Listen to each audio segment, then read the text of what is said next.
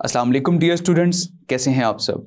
My name is Rayan Malik and I am here to teach you physics class 9th. In this lecture, we are going to study a topic of chapter number 3, which is force and the momentum. Let's move towards the whiteboard to start our lecture. The topic is force and the momentum. Momentum को हम previous lectures में discuss कर चुके हैं, which is the product of mass and velocity. और momentum को हम represent करते हैं P से, and that is equal to mass and velocity. अब किसी भी ऑब्जेक्ट का मास होता है और जब वो किसी भी स्पीड से मूव कर रहा हो तो उसकी वेलोसिटी भी होती है, और जब आप इन दो टर्म्स का प्रोडक्ट ले लें तो ये इक्वल होता है मोमेंटम के. सो लेट्स सपोज कि ये एक ऑब्जेक्ट है जिसका मास m है, और मास m जो है ये कांस्टेंट होता है, ये चेंज नहीं होगा. अब मैं कहता हूं कि ये मास m एक और जो ऑब्जेक्ट है ये एक vi वेलोसिटी के साथ मूव कर रहा है. सो लेट्स सपोज के ये इसकी एक वेलोसिटी है vi. अब मैं इस ऑब्जेक्ट पर फोर्स अप्लाई करता हूं. जैसे ही मैं फोर्स अप्लाई करूंगा तो इस ऑब्जेक्ट की वेलोसिटी में चेंज आ जाएगा और अल्टीमेटली वहां पर एक्सेलरेशन भी प्रोड्यूस हो जाएगा, because the change in velocity of a body is called acceleration. So जो वेलोसिटी में चेंज आया, यहां पर मैंने कहा कि उसमें एक्सेलरेशन भी प्रोड्यूस हो गया. और लेट्स सपोज के अब ये ऑब्जेक्ट यहां पर पहुंच चुका है और इतने टाइम के बाद अब इसकी स्पीड जो है वो vf कुछ स्पीड हो चुकी है. सो यहां पर वेलोसिटी में भी चेंज आ गया and that produces the acceleration in that body. So the product of mass and velocity is momentum. तो मैं ये कहता हूं कि अगर ये एक mass m है और इसकी velocity यहां पर vi है तो यहां पर इसका एक momentum होगा. अब यहां पर mass m तो वही है बिकॉज mass m कांस्टेंट है, लेकिन यहां पर जो velocity vf चेंज हो चुकी है उसके अकॉर्डिंग इस पॉइंट पर उसका मोमेंटम भी चेंज हो गया होगा. तो हम जरा कैलकुलेट करते हैं कि इसका इनिशियल और फाइनल मोमेंटम क्या है. सो the initial momentum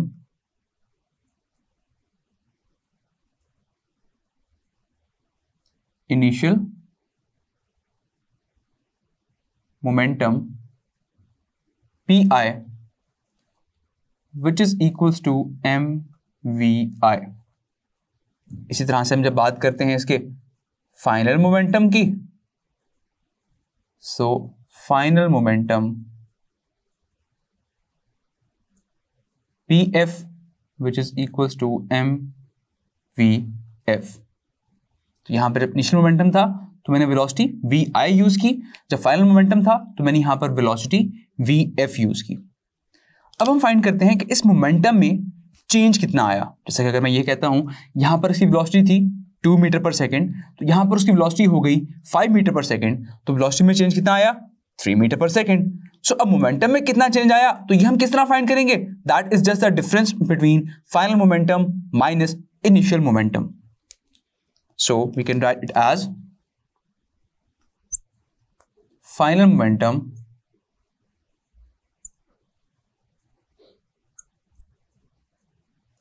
minus initial momentum.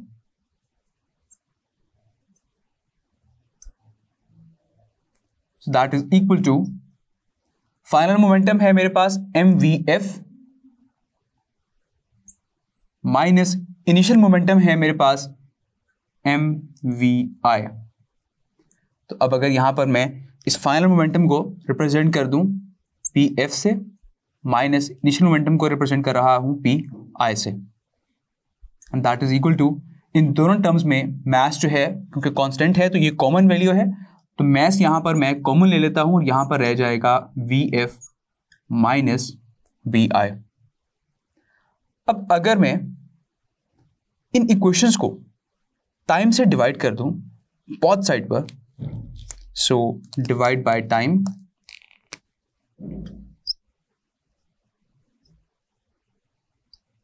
Divide by time on both sides. So it becomes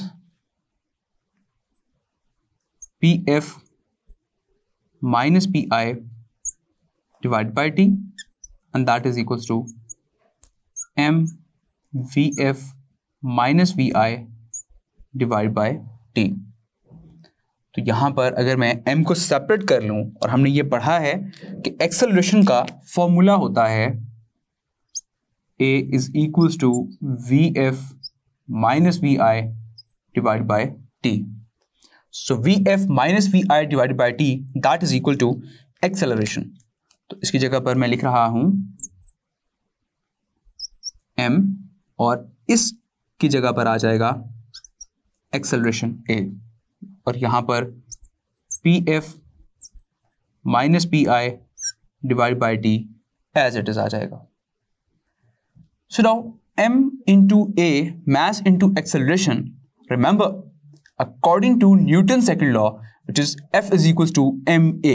So Newton's second law के according force equal होती है ma के.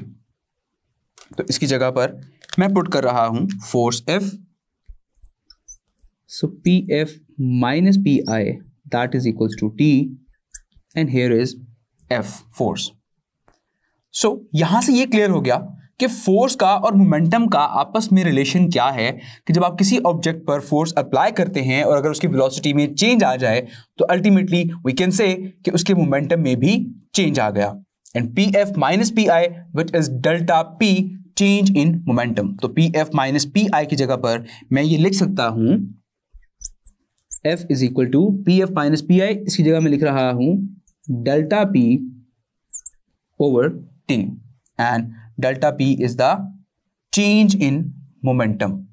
Clear?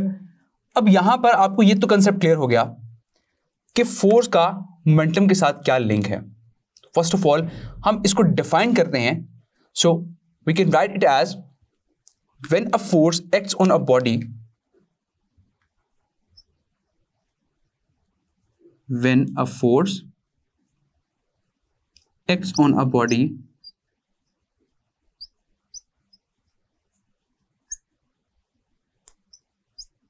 it produces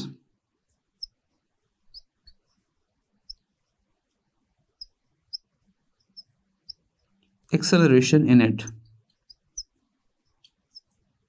will be equal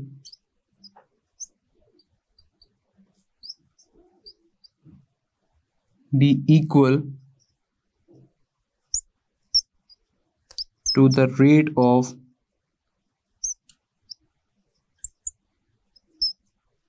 change in momentum of a body, to the rate of change in momentum of a body. So again इसको हम relate करते हैं इस formula के साथ. When a force acts on a body, it produces acceleration in it. So जब आप force act करते हैं किसी भी बॉडी पर तो उस बॉडी में एक्सेलरेशन प्रोड्यूस हो जाता है and will be equal to the rate of change in momentum of a body. तो ये इक्वल होगा rate of change in momentum of a body. Remember कि जहां भी वर्ड आ जाए रेट का, दैट मीन्स कि वो क्वांटिटी टाइम से डिवाइड की जा रही है. सो मोमेंटम को अगर आप टाइम से डिवाइड कर दें, so we call it as rate of change in momentum, and that is equal to the force applied on that body. Clear? अब यहां पर हम डिस्कस करते हैं इसके यूनिट को, कि मोमेंटम का यहां पर यूनिट क्या होगा. सो अगर हमने यूनिट फाइंड करना हो मोमेंटम का, तो टाइम यहां पर डिवाइड हो रहा है तो सिंपली टाइम वहां पर जाकर f से मल्टीप्लाई हो जाएगा. सो यहां पर अब हम सॉल्व करते हैं इसके यूनिट को. सो द यूनिट ऑफ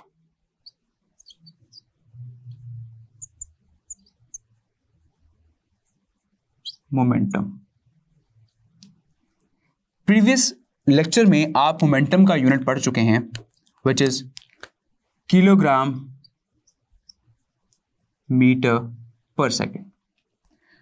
अगर हम यहां पर इस फॉर्मूले को देखें, which is F is equal to delta P over T, as we have to find the unit of momentum.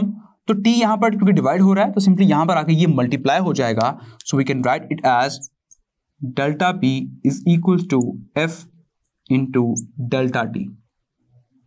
अब आप सोच ये रहे होंगे कि मैंने यहां पर डेल्टा T क्यों लिखा, यहां पर तो सिर्फ T लिखा हुआ था।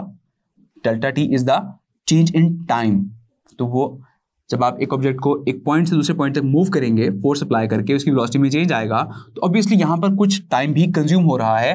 तो वो क्या है, that is change in time, कि कितना टाइम में चेंज आया है, तो उसको हम डेल्टा T से यहां पर रिप्रेजेंट करेंगे। So now what is the unit of momentum as the unit of force is newton and the unit of time is second.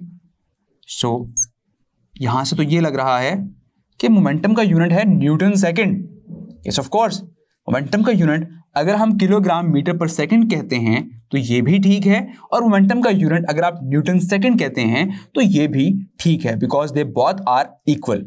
Now let's see, मैं आपको प्रूव भी कर सकता हूं। Newton which is equals to kilogram metre per second square, और यहां पर ये सेकंड एज इट इज आ जाएगा। अब आप जानते हैं कि मैथमेटिकली जब बेस सेम हो जाए तो पावर्स ऐड हो जाया करती हैं। तो यहां पर क्योंकि बेस सेम हो गई s, सिंपली इनकी पावर्स हम ऐड कर लेंगे, -2 and here is +1। So -2 + 1 that is equals to -1। So that means कि न्यूटन सेकंड हो या फिर किलोग्राम मीटर पर सेकंड हो, they both are equal. But you have to remember कि मोमेंटम के ये दोनों यूनिट्स हो सकते हैं। बोर्ड में, एग्जाम में आपसे एग्जामिनर एक क्वेश्चन में इस तरह से पूछ सकता है that what is the unit of momentum, और हो सकता है कि वो ऑप्शन में आपको न्यूटन सेकंड दे और किलोग्राम मीटर पर सेकंड ना दे, तो फिर आपने न्यूटन सेकंड को मार्क करना है। सो दैट्स व्हाई आपको ये दोनों यूनिट मोमेंटम के याद होने चाहिए। Okay, now one thing more which is the most important, जो कि आपकी बुक में मेंशन नहीं है, which is delta P is equal to F into delta T। ये जो चेंज इन मोमेंटम है, इस चेंज इन मोमेंटम को हम इंपल्स भी कहा करते हैं। अब ये इंपल्स क्या है? बेसिकली फोर्स अप्लाई करने से मोमेंटम में चेंज आया, तो ये जो फोर्स का एक इंपल्सिव इफेक्ट है, that is basically called the change in momentum. और अल्टीमेटली वी कैन से कि चेंज इन मोमेंटम जो है that is the impulsive effect of a force. Okay, so इस चेंज इन मोमेंटम को हम इंपल्स भी कहा करते हैं।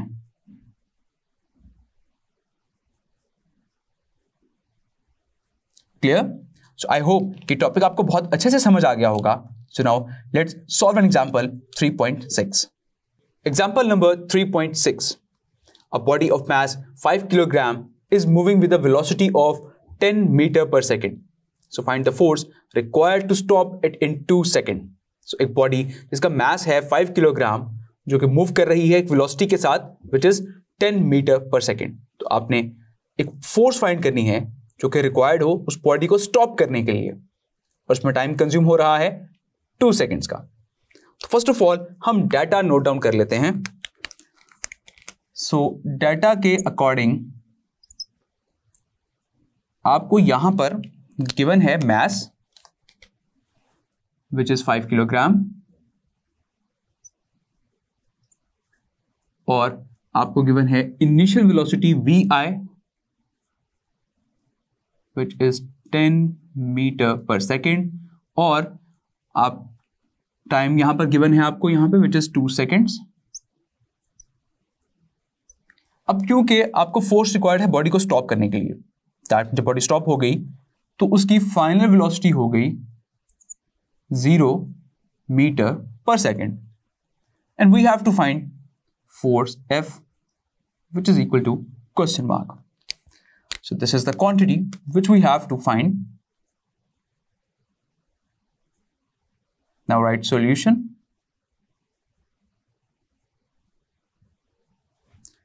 We know that force F is equal to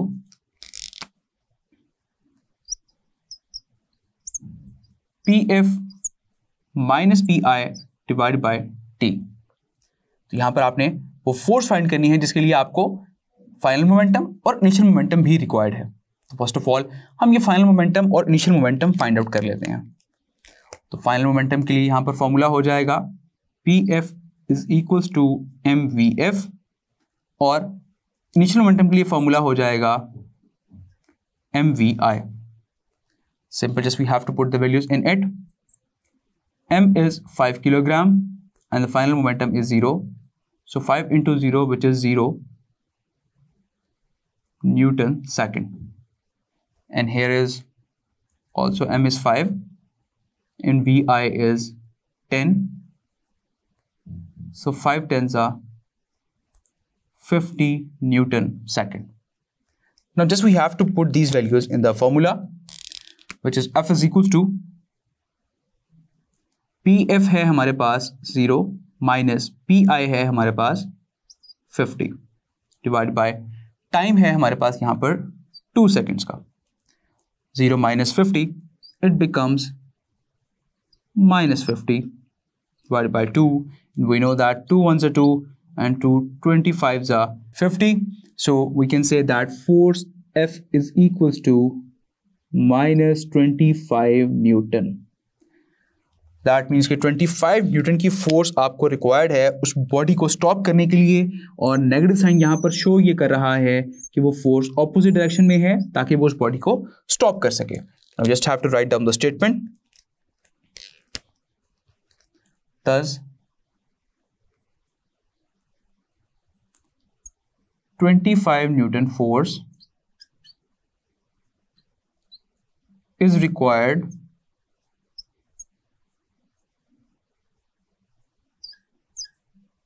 to stop